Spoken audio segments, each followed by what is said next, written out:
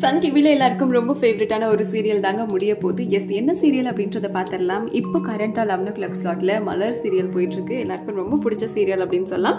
அதாவது Jan 2023 இந்த serial telecast பண்ணாங்க. கிட்டத்தட்ட 2 years சக்ஸஸ்ஃபுல்லாக கம்ப்ளீட் பண்ணிடுச்சு.